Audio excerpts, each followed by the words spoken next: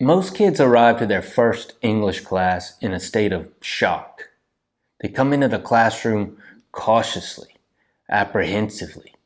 Some of them don't come into the classroom at all. They just latch onto mama's leg and sob.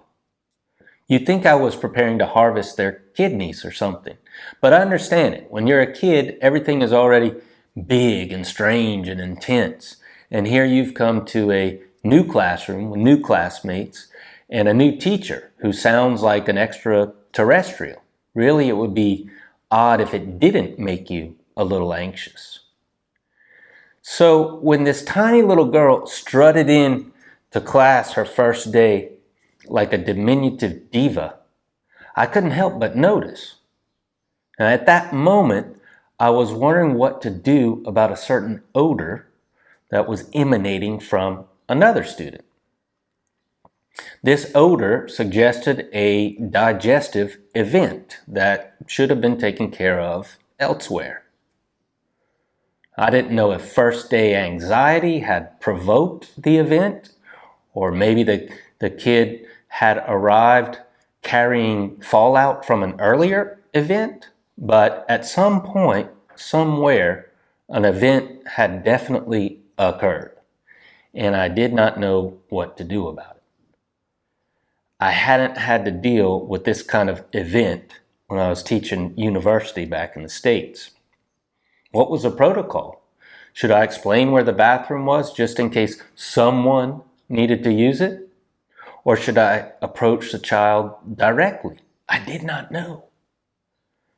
And in the end, like the hopeless Victorian that I evidently am, I didn't do anything at all about it. I pretended like everything was fine. Nothing to smell here, folks.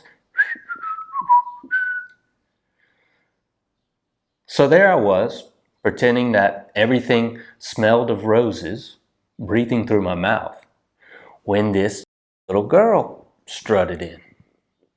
She was scarcely tall as a goose, but she had just as much attitude as a goose. She found a seat, planted herself in it, crossed her arms in front of her, and surveyed the scene. And little by little, she couldn't help but notice what I was desperately pretending not to notice. So her expression began to sour. Till finally, scowling like a bitter old matron who's had enough, she laid down her judgment. Oh, qué peste! ¿Quién se ha cagado? Damn, something stinks. Who themselves?